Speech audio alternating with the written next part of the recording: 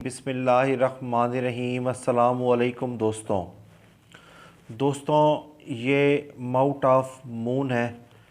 Mouth of moon का ताल्लुक़ समझ बूझ और विजदान के साथ होता है। जब माउट ऑफ मून बहुत ज़्यादा डेवलप हो जाए तो ऐसे लोग डिप्रेशन में मुब्तला होते हैं, अदम इत्मीनान का शिकार होते हैं। और ये बिल्कुल फ्लैट हो जाए जैसे कि इस हाथ पर नज़र आता है, तो ये लोग ज़िंदगी की रंगीनियों से बिल्कुल लापरवाह हो जाते हैं। इनको शदीद किस्म का डिप्रेशन होता है और इनको हर वक्त मरने के हवाले से ख़ुदकुशी करने के ख़यालात रहते हैं।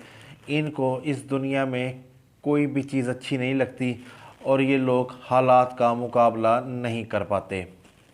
और अगर हम इस हाथ पर दिमाग की लकीर को देखें तो इस हाथ पर दिमाग की दो लकीरें हैं।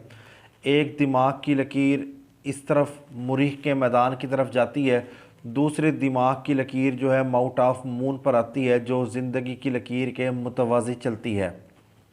जब माउट ऑफ मून बिल्कुल डिप्रेस्ड हो और दिमाग की लकीर ज़िंदगी की लकीर के मुतवाज़ी चले तो ऐसे लोगों का जो दिमाग होता है उसमें तख्लीक की सलाहियतें तो होती हैं, मगर ये लोग शदीद किस्म के डिप्रेशन का शिकार होते हैं और ये लोग हालात का मुकाबला नहीं कर पाते और आखिरकार ये अपनी ज़िंदगी से हाथ धो बैठते हैं और ख़ुद को ख़त्म कर डालते हैं।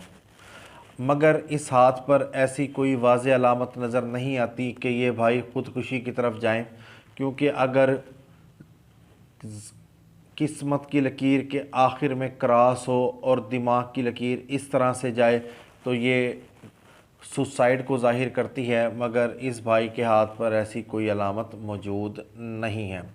अगर आपके हाथ पर भी इस किस्म की अलामात हैं तो आपको यकीनी तौर पर किसी साइकेट्रिस्ट से ज़रूर मिलना चाहिए।